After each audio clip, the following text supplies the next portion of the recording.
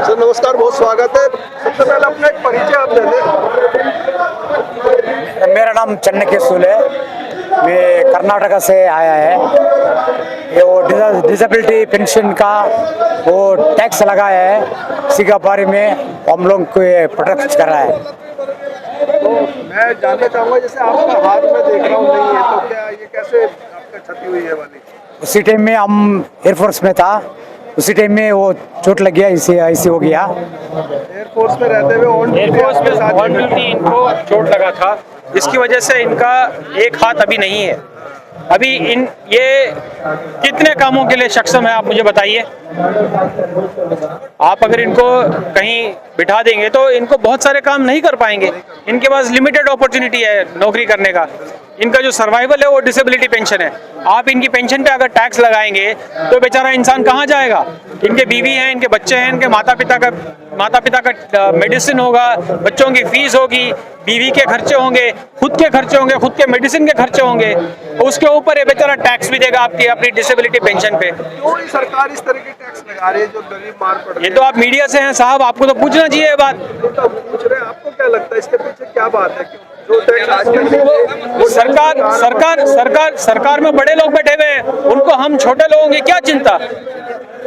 अगर आप डिसेबिलिटी, एक फौजी की डिसेबिलिटी पे भी आपको अगर टैक्स देना है, ठीक है, तो आप सरकार में आप सक्षम नहीं है। You are not capable enough to sitting in that government. आपको एक जो फौजी है, अगर हम सब लोग बॉर्डर पे या कहीं भी हो, ठीक है, अगर हम किसी मैं एयरफोर्स से हूँ, हम सारे एयरफोर्स से हैं, ठीक है, अगर हम सरहद पे खड़े हुए हैं, गोली खाने के लिए भी तैयार है। आप अगर एक कहावत है, इंग्लिश की कहावत है, A soldier whenever he joins the armed forces writes a check, a blank check in favor of the nation up to and until his life. Okay. तो हमारा जो चेक है जो हम लिख के देते हैं जब ज्वाइन करते हैं फौजों को, वो ब्लैंक चेक है। मतलब वो उसमें हमारी जान का भी है, कब क्या होगा कुछ नहीं पता और इसकी परवाह भी नहीं है। फौजी आप डिसेबिलिटी पेंशन लगाएं नहीं लगाएं, तो अपनी जान की परवाह नहीं होती है। डिसेबिलिटी पेंशन आप लगाएं नहीं लगाएं, हमको फर्क नहीं पड़ता। एक फौजी देश के लिए कल भी था, आज भी है और कल भी रहेगा।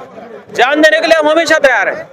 हमको उस चीज की परवाह नहीं है कि हमारी जान चली जाएगी या ये। लेकिन जब वो बंदा अपनी जान की परवाह किए बिना सरहद पे खड़ा हुआ है, गोली खाने के लिए तैयार है, गोली खा के मरने के लिए भी तैयार है, आप उसको एक छोटा सा तबका देते हैं। देश की सरकार से कुछ तो उम्मीद रखता है। हम सरकार से तो नहीं, हम देश की जो जनता है उससे उम्मीद रख रहे हैं कि हम आपके लिए वहाँ खड़े हुए हैं। आज भी खड़े रहेंगे, कल भी खड़े रहेंगे, ठीक है, हमेशा खड़े रहेंगे। गोली हम हमेशा खाने के लिए तैयार हैं। लेकिन जो उस डिसेबिलिटी का जो छोटा सा तबका आप देते हैं कि मतलब 20% हो गया, 30% हो गया, उसके लिए एक बोर्ड बैठता है, मेडिकल बोर्ड बैठता है, जो डिसाइड करता है कि आपको कितनी % की डिसेबिलिटी पेंशन मिलेगी। उस डिसेबिलिटी पेंशन जो है, उसकी जो डिसेबिलिटी है उसके हिसाब से उसका परसेंटेज तय होता है। 10% होगा, 20% होगा, 50% होगा, 100% भी हो सकता है। वो जो परसेंटेज तय होता है, जो जिस बंदे का 100% डिसेबिलिटी है, वो कितने काम करने के लिए सक्षम रहेगा। मुद्दा तो ये है, आप जब उस डिसेबिलिटी पे भी आप अगर टैक्स लगाना चाहेंगे तो हमको ये लगता है कि हमारे साथ गद्दारी हुई है। आपका क्या रेट है? देखिए, मेरा तो एक सवाल है मीडिया से। आप केंद्र सरकार से ये पूछें कि जो टोटल डिसेबिलिटी है वो कितनी पेमेंट कर रहे हैं, उसका कितने लाख करोड़ हजार रुपए, और उस पर कितना टैक्स लगेगा। क्या हमारे टैक्स से ही देश चलेगा? अब अगर टैक्स लगाना है तो जो सांसद और विधायक है 6 पेंशन ले रहे हैं, आप उन्हें क्यों नहीं रोक रहे? यानी कि देश की सुरक्षा में जो अपना हाथ गंवा दिया, किसी ने चाहे पैर गंवा दिया है, डिसेबिलिटी हो गई है, आप उसको भी नहीं बकस रहे। और ये प्रयास प्रथम प्रयास नहीं है। अब से लगभग 4 साल पहले भी ये प्रयास हो चुका है। डिसेबिलिटी पेंशन पे इनकम टैक्स लगाया गया था, और वो कब से लगाया गया था? मान लिया कोई डिसेबिलिटी पेंशन 20 साल पहले से ले रहा है, तो 20 साल पहले से टैक्स लगा था। जबकि कोई भी पॉलिसी अगर लागू होती है तो वर्तमान डेट से लागू होती है। लेकिन इन्होंने क्या किया था 20 साल पहले, रेट्रोस्पेक्टिव लगा दिया। लेकिन एक विरोध हुआ और उसको खत्म किया है, सरकार ने खुद माना। अब ये दोबारा प्रयास है, फिर अगर हम इसके विरोध में नहीं खड़े होंगे तो जैसा अग्निवीर में खत्म कर दिया, कल को डिसेबिलिटी पेंशन भी ये खत्म कर देंगे।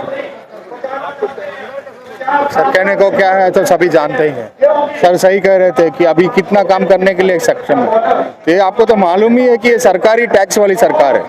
तो हमने तो सोचा भी नहीं था कि इस लेवल पे आ जाएगी कि जो फौजी अपने देश के लिए लड़के उधर से अपने घायल होकर वापस आता है उसी के ऊपर टैक्स लगा दे। सर सही कह रहे थे कि ये बिल्कुल गद्दारी है। तो जब हम लोग जब भर्ती होते हैं, एकदम नौजवान लड़के होते हैं 17, 18, 19 साल के नौजवान में, तो एक बार सर्विस में जाने के बाद कम से कम 40 साल तक वहीं पड़ा रहता है। अब ऐसे ही 40 साल के बाद बाहर आने के बाद कहीं भी नौकरियां नहीं मिल रही है, उसमें ऊपर से वो घायल होके आएगा, वो कहाँ से काम कर पाएगा। आज का डेट में जो बेरोजगारी जो देश में चल रही है, उसमें ऐसे ही नौजवानों को काम नहीं मिल रहा है, ऊपर से एक फौजी भी, और ऊपर से चोट भी लग गया तो उसको कहाँ से नौकरी मिलेगा, आप ही बताइए। रिटायर होने के बाद भी मजबूर नहीं मतलब हम सोचना पड़ेगा कि वो कहीं कहाँ जाएगा। एक तो सारे वेलफेयर स्कीम्स आप आज देख रहे हो, ECHS स्कीम पे धरना हो रही है, और जितने भी पेंशन रिलेटेड, जितने भी सर्विस रिलेटेड जो हमको कंपनसेशन बेनिफिट्स मिल रहा है, एक छोड़ के एक सरकार उसके ऊपर सभी के ऊपर अपना जो टैक्स लगाना, आपको उसको कटिंग करना, जो कुछ जितना भी है, जो फौजी के साथ गद्दारी वाला काम सारा काम कर रहा है। क्या कहना चाहोगे सरकार से? इसमें एक और मुद्दा है। हम पिछले साल मई में जय हिंद सभा हुआ था कर्नाटका में, बैंगलोर में। उसमें एक प्रपोजल था, प्रस्ताव था गवर्नमेंट का एक्साइज ड्यूटी लगाने का। जय हिंद सभा में हमने एक ही विनती की थी चीफ मिनिस्टर साहब को और डिप्टी चीफ मिनिस्टर साहब को, सिद्धरामैया साहब और DK शिव कुमार साहब को, कि साहब हमारा जो कैंटीन का जो तबका है उस पर एक्साइज ड्यूटी लग रहा है, आप उस पर कृपया कुछ कीजिए। उन्होंने उसी समय 5 मिनट के अंदर ये डिसीजन दे दिया कि फौजियों की CSD कैंटीन पे कोई एक्साइज ड्यूटी नहीं लगेगा। 5 मिनट में वो डिसीजन हुआ था, क्योंकि हम उस चीज़ के चश्मदीद गवाह हैं। 5 मिनट में उन्होंने डिसाइड भी किया, उन्होंने इस चीज़ पे बात भी की, उन्होंने इस चीज़ पे फैसला भी दे दिया कि हम CSD कैंटीन पे एक्साइज ड्यूटी नहीं लगाएंगे। सरकार चाहे तो कर सकती है, सरकार चाहे तो उनके लिए सोचने की भी बात नहीं है। 200 जो कर्नाटक गवर्नमेंट ने किया, जो कांग्रेस गवर्नमेंट है जो सरकार में कर्नाटका में, उनके लिए 800 से 1200 करोड़ का नुकसान है। उन्होंने बोला कि सैनिकों के लिए 800 या 1200 करोड़ हमें मायने नहीं रखता, सैनिक हमारे लिए ज्यादा ऊपर हैं, उनका वेलफेयर हमारे लिए ज्यादा मायने रखता है। उन्होंने उस चीज पे उसी टाइम पे निर्णय लिया। हम सरकार से ये चाहते हैं, हो सकता है कि आपने कुछ भी सोचा हो, हम सरकार से सिर्फ ये उम्मीद रखते हैं और विनती भी करते हैं मोदी सरकार से, निर्मला सीतारमन जी से, राजनाथ सिंह जी से के आप 200 करोड़ से क्या कर लेंगे, और सैनिकों की जो डिसेबिलिटी है उस पर पेंशन लगा के आपको कितना फायदा हो जाएगा।